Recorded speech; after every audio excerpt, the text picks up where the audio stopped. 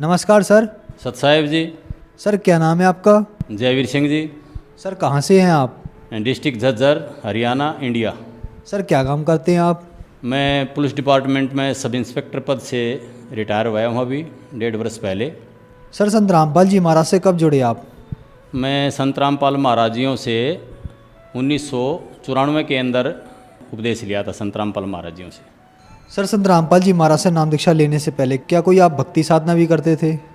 हाँ जी, मैं 10 वर्ष गुरुकुल में पढ़ा हूँ और आर्य समाज से जुड़ा हुआ था। हमारा सारा परिवार, हमारे पिताजी, हमारे भाई बहन, सारा परिवार आर्य समाज से जुड़े हुए हैं और मैं भी उन्हीं के संपर्क में रहकर और आर्य समाज के द्वारा बताए गए मार्ग से ही अपनी भक्ति और समाज सुधार की बातें करते थे। सर फिर संत रामपाल जी महाराज की शरण में कैसे आए आप? संत रामपाल महाराज की शरण में संत रामपाल महाराज जी जब जेई की नौकरी करते थे रोहतक के अंदर, तो हमारे एक साथी थे, उनके छोटे भाई महेंद्र सिंह जी, वो हमारे साथ ड्यूटी करते थे पुलिस में। तो वो पहले तो महेंद्र जी हनुमान जी की पूजा करते थे और फिर एक दिन बोले वो मेरे को, बोला भाई कबीर साहब सबसे बड़े भगवान हैं। मैं बोला भाई कल तक तो तुम हनुमान जी को बड़ा बता रहे थे, आज कबीर साहब को बड़ा बताने लगे, ये क्या चक्कर है? मैंने उनको समझाया कि आर्य समाज अच्छा समाज है और उसमें लिखा है कि ओम नाम सबसे बड़ा, इससे बड़ा ना कोई, और जो इसका सुमरण करे शुद्ध आत्मा होए।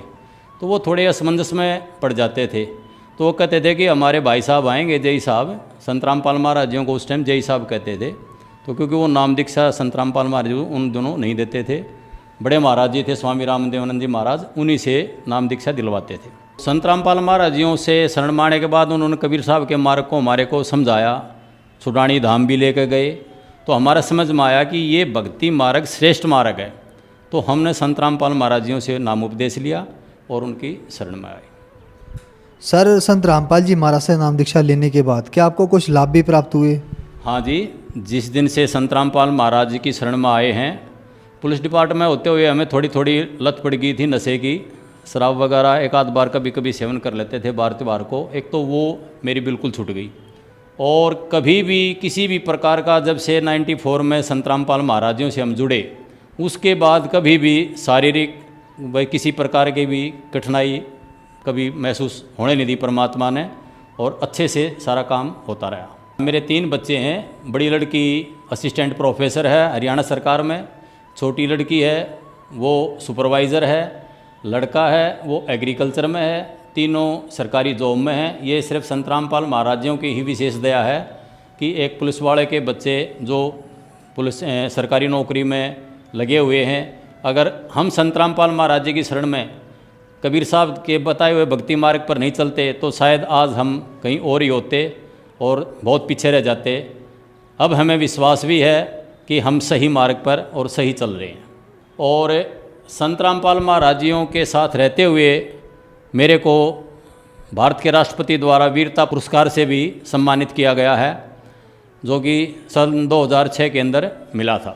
सर आपको संत रामपाल जी महाराज से नाम दीक्षा लेने के बाद बहुत सारे लाभ प्राप्त हुए। जैसा कि आपने बताया आप sub inspector retired police officer हैं और आप इन बातों को बहुत अच्छी तरीके से जानते हैं। आप वीरता पुरस्कार से भी सम्मानित हैं। आप संत रामपाल जी महाराज से लंबे अरसे से जुड़े रहे हैं और आर्य समाजी भी रहे हैं। तो ये आरोप लगाए जाते हैं कि संत रामपाल जी महाराज महर्षि दयानंद पे और सत्यार्थ प्रकाश पे विवादित टिप्पणी करते हैं। सर इन बातों के पीछे क्या सच्चाई है? वो विवादित टिप्पणी नहीं करते। संत रामपाल महाराज जी ये कहते हैं कि भाई जो वेद, स्वामी दयानंद जी भी खुद मानते हैं कि भाई जो वेद में लिखा है वो सत्य है और असत्य है। तो संत रामपाल महाराज जियों ने वेदों से और गीता से सत्यार्थ प्रकाश को मिलाया है। सिर्फ इतना ही वो है अलग है कि उन्होंने परमात्मा को निराकार लिख दिया, प्रकाश स्वरूप लिख दिया, सर्वव्यापक लिख दिया स्वामी जी ने।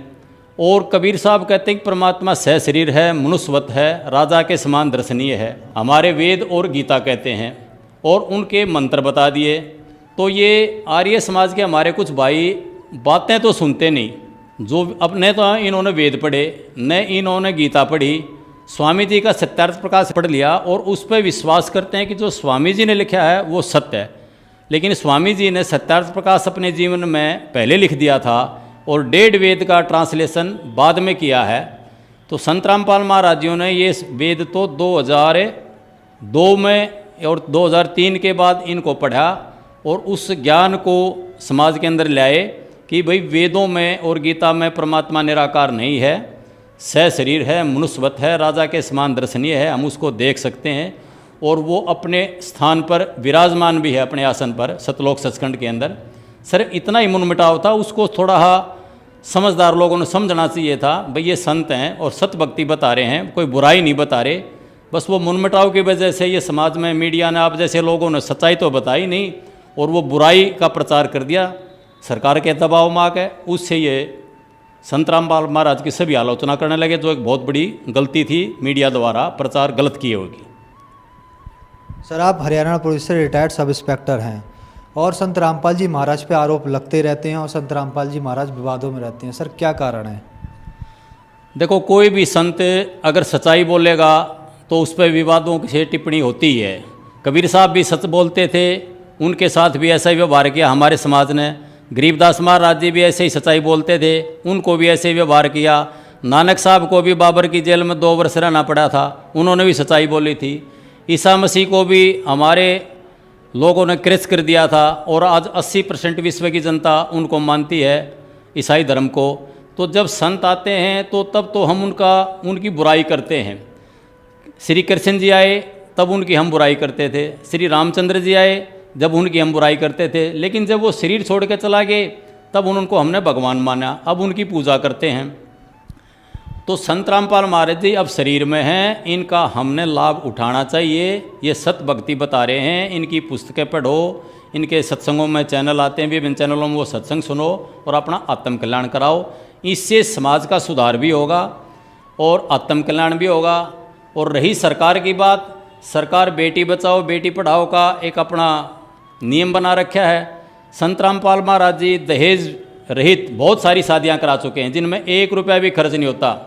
तो सही मायने में बगैर पैसे खर्चे समाज सुधार का काम संत रामपाल महाराज जी कर रहे हैं। बहुत सारे परिवारों के नशे की लत पड़ी हुई थी, वो छुड़वा दी। हुक्का, बीड़ी, शराब, मांस, मीट, अंडा सभी छुड़वाते हैं। सभी तरह के नशा मुक्त एक समाज तैयार बहुत अच्छा कर रहे हैं। तो ऐसे संत की सत्संग सुनने में कोई बुराई नहीं है और हमने सुनना चाहिए।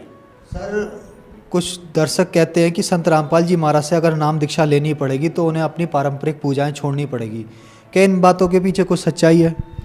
जो सच्चाई उसमें इतनी है कि जो वेदों में और गीता में जो भक्ति लिखी है हमने वही करनी चाहिए और उसी से हमारा कल्याण होगा। हमने जानबूझकर छोटी मोटी किसी ने बहका दिए परमात्मा के भक्ति मार्ग को मिसगाइड कर दिया, कुछ लोगों ने अपने पेट भरने के लिए पेट भरने का साधन बना लिया भगवान की भक्ति को, और जो मिसगाइड होकर वो भक्ति हम कर रहे हैं उसको उस बुराई को छुटवाते हैं महाराज जी। किसी देवी देवताओं की जो हमने मनमुखी साधनाएं बना रखी हैं उनको छुटवाते हैं।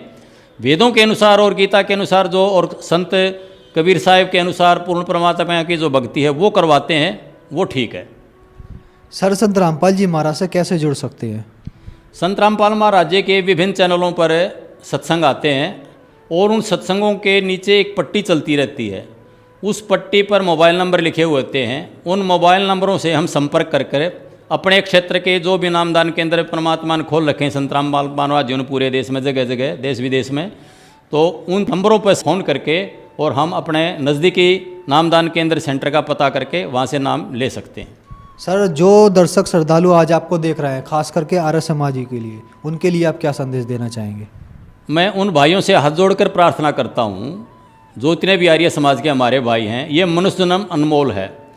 इसको किसी के बहकावे में आके, मीडिया के बहकावे में आके या सरकार के दबाव में आके या कोई अपनी मान बढ़ाई समझ के कि संत रामपाल महाराज तो संस्कृत नहीं जानते, कल तक जेई की नौकरी करते थे, वो संत कहाँ से हो गए। अपने अनमोल जीवन को खराब नहीं करना चाहिए। उनकी बातों को सुनो, समझो। ये आत्म कल्याण का मार्ग है और समाज सुधार का भी मार्ग है। इसमें दोनों काम होंगे, समाज सुधार होगा और आत्म कल्याण भी होगा। तो मैं सभी आर्य समाज के भाइयों से और सभी समाज से हाथ जोड़कर प्रार्थना करता हूँ कि इनके सत्संग सुनो और ये मनुष्य जन्म बार बार नहीं मिलेगा, और आप आत्म कल्याण कराओ, अपने परिवारों को सुखी बनाओ, अपने बच्चों को सद्मार्ग पर लगाओ। जितने भी हमारे आर्य समाज के भाई हैं आज पहले जो बुजुर्ग थे वो तो कुछ ठीक थे, लेकिन आज जितने आर्य समाज को कहने वाले भाई हैं उनके सभी के बच्चों में बीड़ी का, हुक्के का, शराब का सेवन बहुत ज़्यादा मात्रा में हो चुका है। और वो सिर्फ संत रामपाल महाराज जी की भक्ति मार्ग से ही, सत्संगों से ही छुड़ा सकते हैं अपनी बुराई को, नहीं तो ये मनुष्य जन्म में बहुत बड़ा धोखा हो जाएगा। मैं इतना ही कहना चाहता हूँ। धन्यवाद सर। सत साहिब।